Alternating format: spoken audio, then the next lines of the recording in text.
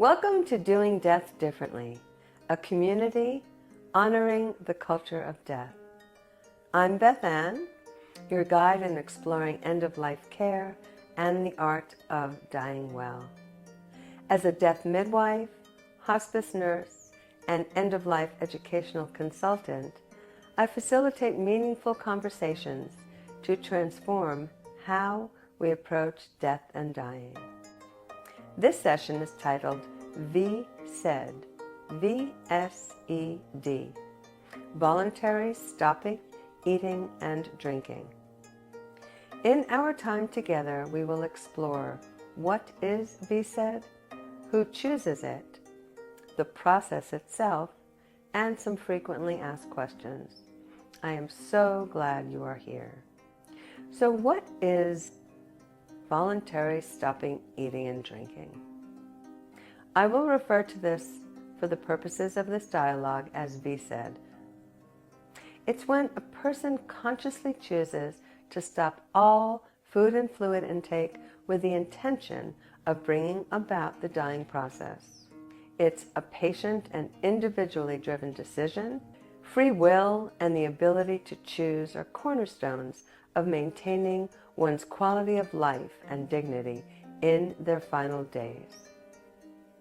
VSED does not require a physician's authorization, and there is no need for proving mental capacity.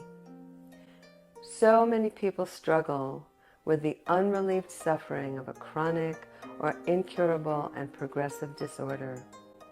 Others may decide that they are simply done after living a full life.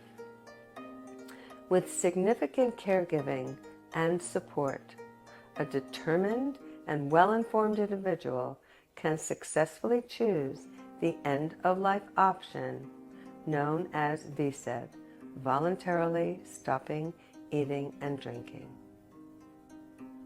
So what is the process of dying from VSED like? Well, the exact process unfolds in a unique way for each person and depends on physical, mental, emotional, and spiritual aspects. So in the first few days of the fast, some people may remain as active as before, but soon will become weak and fatigued and increasingly sleepy. Once someone begins to feel lightheaded and weaker, all movement, requires assistance in order to prevent falls or accidents. This is very important. Weakness or dizziness may occur suddenly, which is why round-the-clock care is recommended once the fast begins.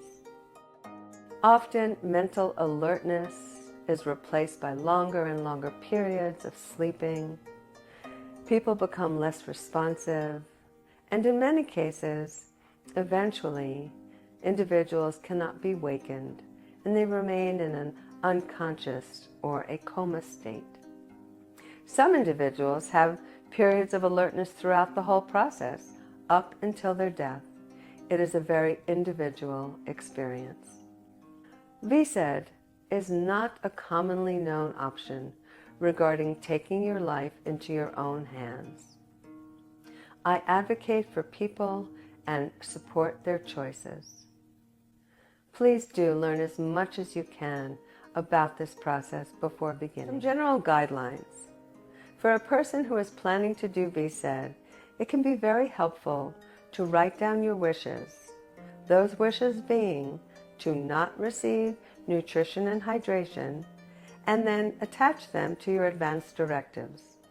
And/or you can videotape yourself and make it clear that you do not want nutrition and hydration. You really cannot do this alone. You will need round-the-clock care during this process, and ongoing hospice care or oversight by your physician. Please begin by discussing your end-of-life wishes and concerns with your family, your friends, and your physician. When you talk with your physician or hospice nurse, please explain to them your end-of-life wishes, your values, and concerns. Be sure to describe your current condition and fears about further deterioration in your quality of life. And of course, be sure to remind them about your desire for comfort care. A psychiatric evaluation is routinely done to rule out serious depression, dementia, or severe anxiety that could prevent an informed decision about your end of life. You could also consider completing a Do Not Resuscitate form or a pulsed physician order for life-sustaining treatment. These are medical forms that can help support you.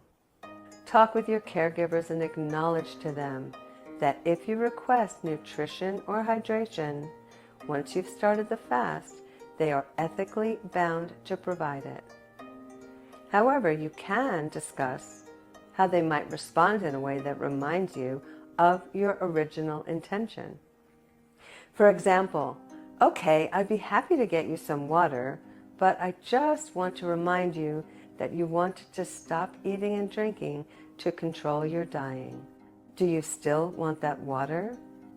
You may resume eating and drinking in the early stages of VSED, but later on, food and liquids can be taxing to your system, which has begun shutting down.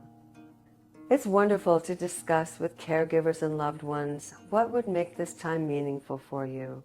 You will have a lot of time, and perhaps you'd like to listen to music, or read, or maybe have some poetry read to you. You can share personal stories about your life or memories, and even ask for some gentle massage or touch. Please do let others know what soothes you and brings you peace. I have served on committees that oversee the processes for people choosing VSED, and I have worked with many people who chose this option. These committees work together as a team to make sure everything is addressed, to ensure safety, and we review after to discuss what happened and how we can improve the process. As an end-of-life consultant, I am here to transform your final journey into a meaningful, personalized experience. I offer comprehensive coaching programs and focused consulting sessions to guide you through this very important chapter. My approach with you is rooted in compassion, expertise, and a commitment to empower you. Together we will explore ways to make your final chapter rich with significance and comfort. Whether you're planning ahead or maybe making some immediate decisions, I am here to light the path forward. Let's work together to create an end-of-life experience that reflects your values and leaves a lasting legacy. To learn more about how we can embark on this journey together, please visit my website, BethannDuval.com. Your final chapter is important. Thank you.